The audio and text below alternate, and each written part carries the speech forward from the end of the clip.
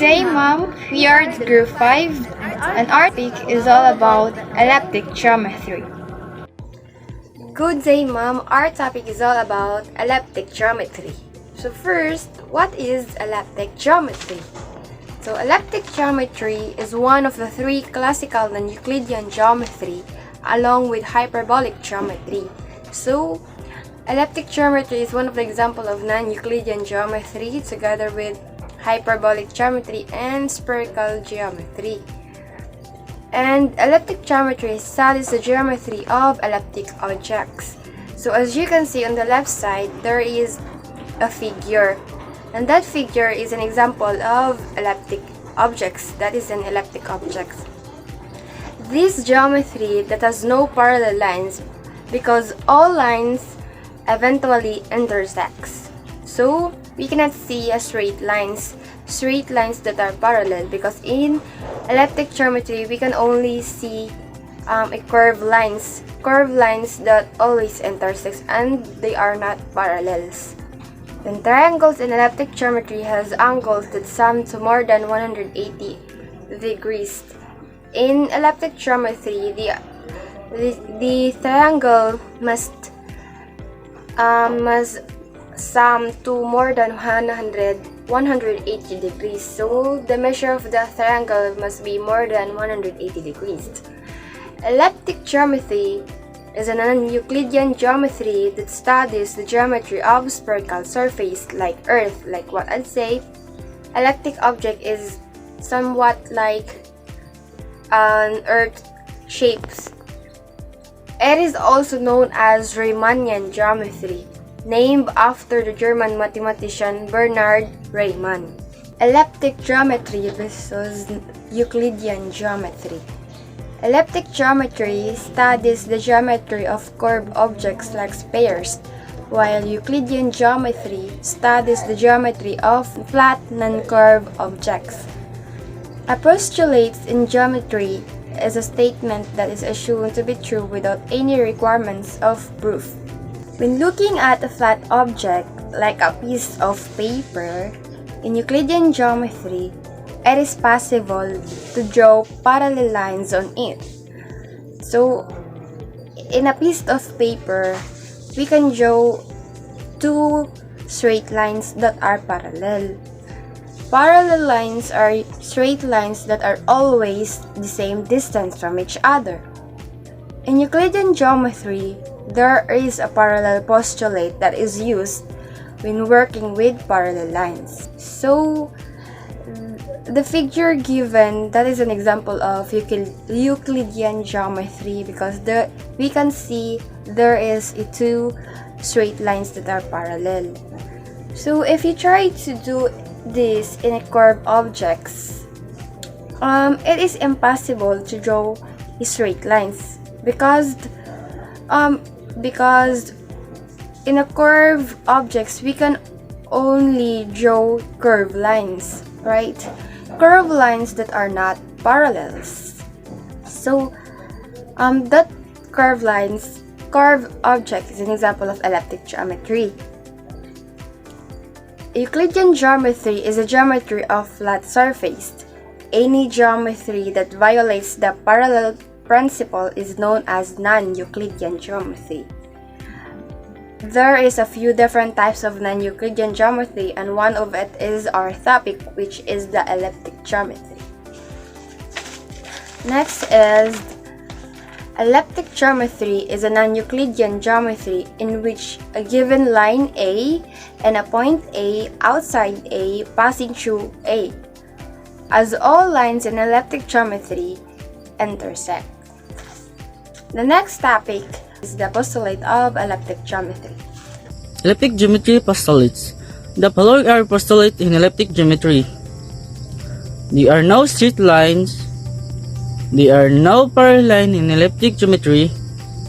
The sum of the interior angles of triangle is greater than 180 degrees. Postulate number 1. There are no straight lines. Therefore, the line drawn on curved surface like a sphere are always curved. So, in this illustration, line A and line B is a curved line.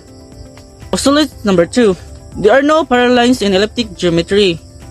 There are no parallel lines in elliptic geometry because any two lines will always intersect at the same point. An example of this postulate is the longitude of the Earth. So, this illustration is an example of the postulate number 2. P and Q will intersect at the same point of O. Postulate number 3. The sum of the interior angle of a triangle is greater than 180 degrees.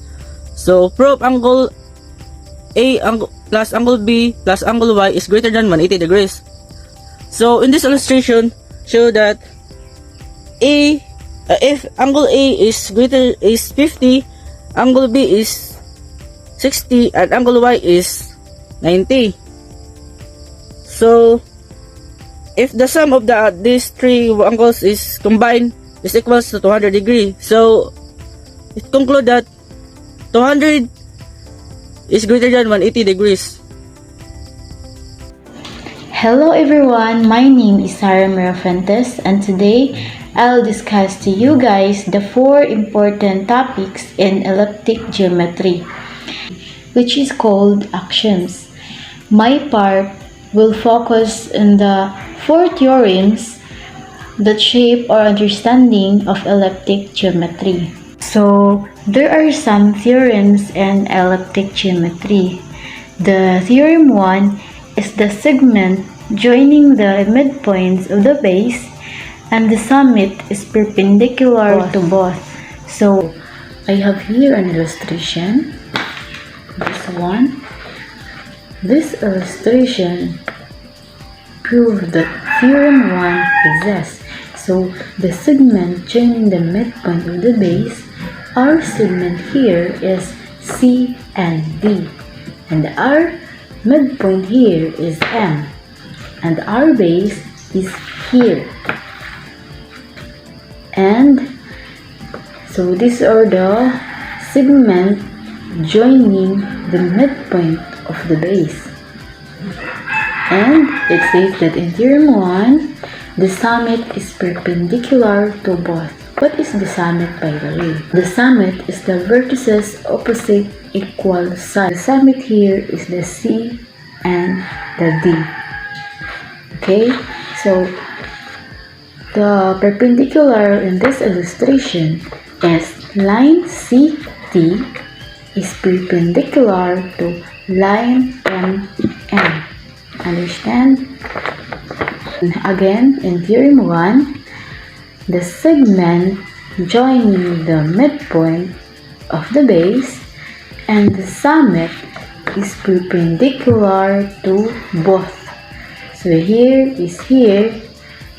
Now this is perpendicular to this, and this is perpendicular to this. Theorem 2. This is my illustration here.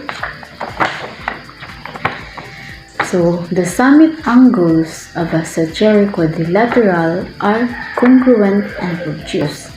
Again, in theorem 2, the summit angles of a Sagittal quadrilateral are congruent. Here, you will see the congruent sign. And obtuse. Here, this, and this. In our theorem 3, I have here an illustration. The theorem 3 states that the sum of the measures of the angle of any triangle is greater than pi. Our theorem is debatable, and we can think that in this illustration, the sum of the measure of the angle of any triangle here is greater than 280 degrees. This is what we call the theorem 3. In our theorem 4, the sum of the measures of the angle of any quadrilateral is greater than 2 pi. Okay, in our illustration here, we have 4 sides. So this one, 1, 2, 3, and 4. Illustration that is greater than 2 pi or greater than 360 degree is what we call this theorem 4. To explain further my part, I have here an example of each theorem. So first, let's discuss about the theorem 1. So in this illustration, let E and F be the midpoint of AB and CD respectively. Construct EF. Note EF perpendicular to AB and EF perpendicular to CD. Construct EF and BF. So, in this illustration, by using the SAS congruency or the side angle side congruent, we have triangle ADF is congruent to triangle BCF, and our line here is AF congruent to BF. Another is by using the SSS congruency or the side congruency, we have triangle AEF is congruent to triangle BEF. Angle 1 is congruent to angle 2, and angle 3 is congruent to angle 4, and angle 5 is congruent to angle 6, and the angle 1 plus angle 6 is equals to angle 4 plus angle 6.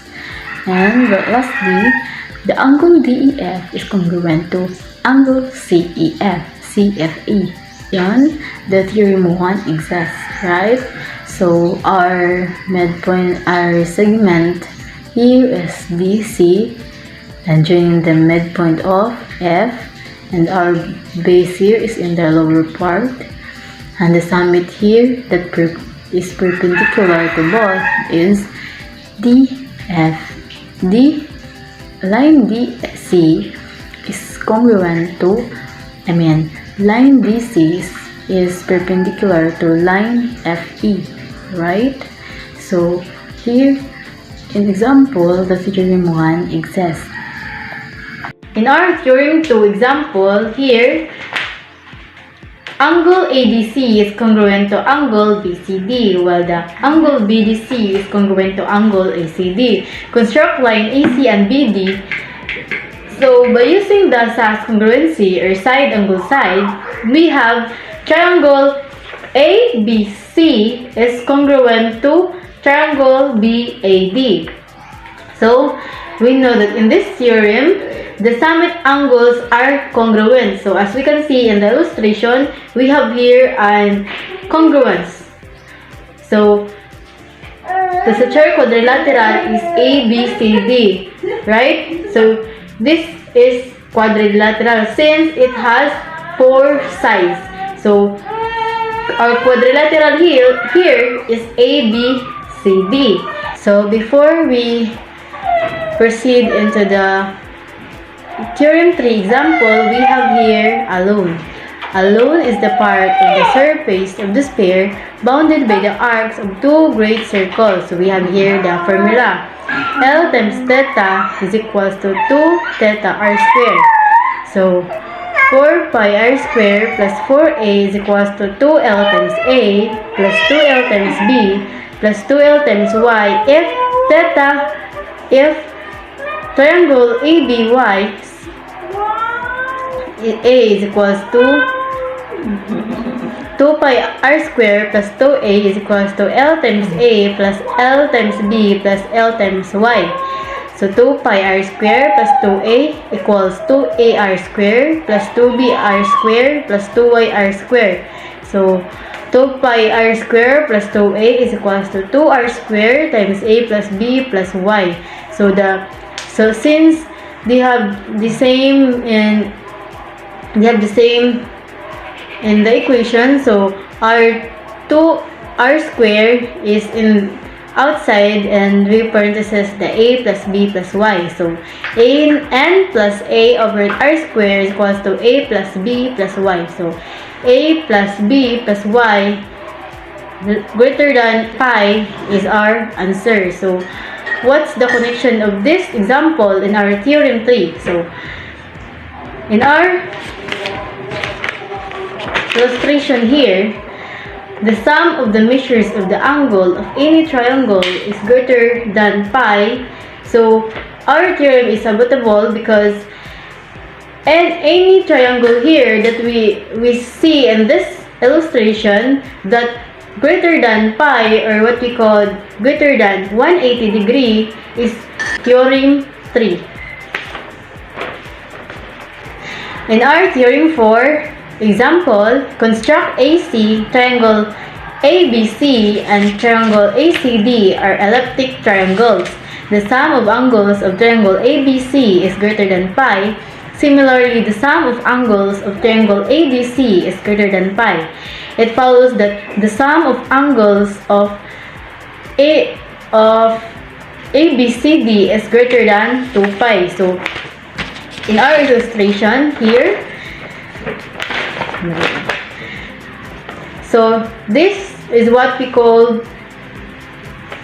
quadrilateral. So quadrilateral means quadrilateral means have 4 sides. So here, line AD, line AB, line BC, and line CD. So in our theorem 4, it's similarly in theorem 3, but the difference between them is the theorem 3 is any triangle that greater than pi or 180 degree is what we call the theorem 3. While in the theorem 4, the sum of the measures of the angle that any quadrilateral, since in theorem 3 is any triangle, here is any quadrilateral that greater than 2 pi or what we call the 360 degree is of this theorem 4. Elliptic geometry is a non-Euclidean geometry with positive curvature which replaces the parallel postulate with a statement: through any point in the plane, there exist no lines parallel to a given line. In order to achieve a consistent system, however, the basic axioms of neutral geometry must be partially modified. Most notably, the axioms of betweenness are no longer sufficient, essentially because betweenness on a grid circle makes no sense. Namely, if A and B are given in a circle, and C is between them, then the relative position of C is not uniquely specified, and so must be replaced with the axioms of subsets. What is the use of elliptic geometry? Elliptic geometry can be used to calculate the shortest distance between places that are far away from each other. Examples: airlines and pilots can use it to calculate the best route between two cities, and ship captains can use it to calculate the best route between two harbors. Elliptic geometry is also used in space exploration and cosmology.